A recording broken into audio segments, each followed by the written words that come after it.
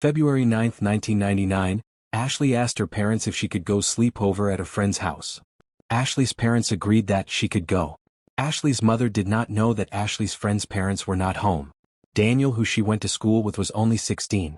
But he was classmate with Ashley, and even though Stephen had a girlfriend, Ashley still wanted him. So, Ashley met Stephen, the 18-year-old, to go and see him. But when Ashley was just 12, she had an intimate relationship with Stephen, who was 15 at the time. But also what Ashley's mom did not know is that the girls were already drinking, that they had actually invited some older boys over, at around 12:00 a.m., Ashley, who was just 15 at the time, decided that she wanted to go to her crush's house. Stephen Sanborn, who was 18 at the time, a boy named Jason Carney, was really good friends with Stephen Sanborn. Ashley told Jason that she had to babysit for her aunt in the morning and asked him if he could give her a ride to her aunt's house. He said yes. Ashley didn't tell him until they were already in the car that she wanted to go to the Sanborn house to see Stephen instead. When they got to the Sanborn house, which was a double-wide trailer, Ashley knocked and no one answered. And asked Jason to drive her to a payphone 5 miles away so she could try calling Stephen. When they got to the payphone, she called and spoke to Chris Cody, who was 18, and he lived with the Sanborns. She asked him to open the door for her when she came back. When she got back to the house at around 12:45 a.m., Daniel and his mom answered the door. Ashley kinda got freaked out a little bit, and she told Daniel and his mom that her mom had kicked her out and she had nowhere to stay, and she asked whether she could sleep on the couch so she could go to school the next morning. Daniel's mom agreed and said it was fine for her to sleep on the couch. Stephen, the one she had a crush on, was upstairs asleep. At 3:57 a.m. on February 10th, a man named Mike and his mother were driving down a dark country road and they noticed a body laying in the middle of the road. This was about 10 miles away from the Sanborn house. It was the body of Ashley Willett. The day continued to go on and Ashley did not go home from school. Ashley's parents were looking for her, until a friend called Ashley's mom. She called to tell her that the news was reporting that there was body, and they started to get worried. So they called the school and were able to confirm that Ashley never made it to school that day. Ashley's parents went down to the police department and were shown the photo of the body.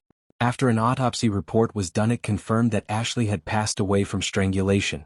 Police would go on interviewing hundreds of Ashley's friends and schoolmates, and they found out that she had ended up at the Sanborns' house that night.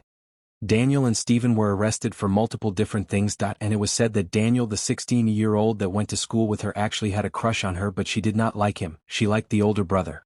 Daniel said that the last time he saw Ashley was when he brought her an orange soda at around 12:45 a.m. and said that she went upstairs to sleep because the basement was too hot. Daniel and Stephen's mom said that the last time she saw Ashley was also at around 12:45 a.m. when she was on the couch and Daniel brought for her a soda. She said she woke up at 6:45 a.m. and Ashley was already gone. Police executed a warranty for the Sanborn property and vehicles. They found evidence in the house, and they even found a used condom and a trail of blood on the floor leading from the kitchen to the entrance of the living room, but they never whether they belonged to Ashley or not. Daniel's car was impounded by the police, so they perform a more thorough search. The cops found dried brown grass in the floorboard of Daniel's car that was very similar to the grass that was found on Ashley. The police were very suspicious, but they never had enough evidence to pin the case on anybody. The detectives believe the killer was closer to Ashley since manual strangulation is typical a crime of passion, and Ashley's parents said publicly that they think Ashley was murdered in the Sanborn house and they believe Daniel killed her. There was a guy named Angel Torres, as he was there sitting with his parents when the news came on and they were talking about Ashley. He told his parents that he knew who killed Ashley. His dad told him to either keep quiet or go and tell the police what happened. Sadly, after 3 months, Ashley's murder, Angel, went on missing. But he was last seen at his ex-girlfriend's for a party. When he was around 21 years old, he got a ride from Jason, who was friends with the Sanborn brothers, to the store.